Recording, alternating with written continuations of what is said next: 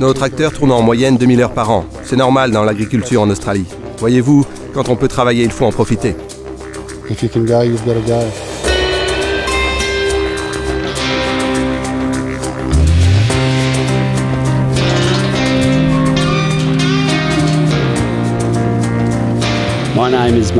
Je m'appelle Mark Mason et je suis directeur général de Saros Agriculture. Je dirige une entreprise agricole de 30 000 hectares en Nouvelle-Galles du Sud en Australie.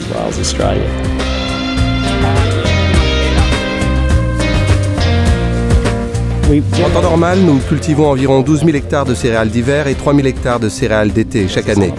L'orge est notre première culture. Les autres cultures hivernales sont le blé et le pois chiche. Notre céréale d'été est le sorgho. C'est un métier qui procure beaucoup de satisfaction. Nous travaillons beaucoup.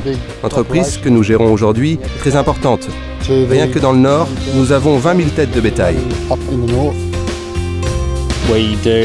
Près de la moitié de nos bovins sont destinés au marché national. L'autre moitié est vendue à l'exportation.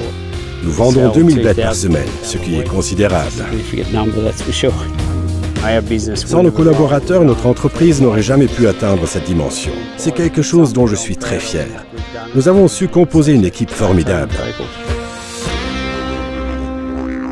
Nous distribuons des rations composées de flocons de céréales traités à la vapeur, principalement à base d'orge. Les céréales sont cuites à la vapeur durant 40 minutes à une température de 100 degrés.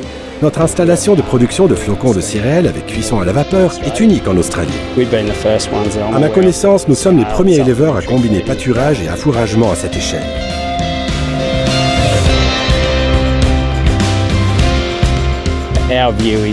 Nous considérons que l'élevage en pâturage a des effets positifs sur le bien-être des animaux. Nos pâturages ont la même surface que si nous ne pratiquions aucun affouragement. Actuellement, nos bovins prennent en moyenne 2 kg par jour. Nous avons 28 camions avec lesquels nous effectuons environ 200 000 transports de bovins par an. Nous gérons donc aussi une grosse entreprise logistique.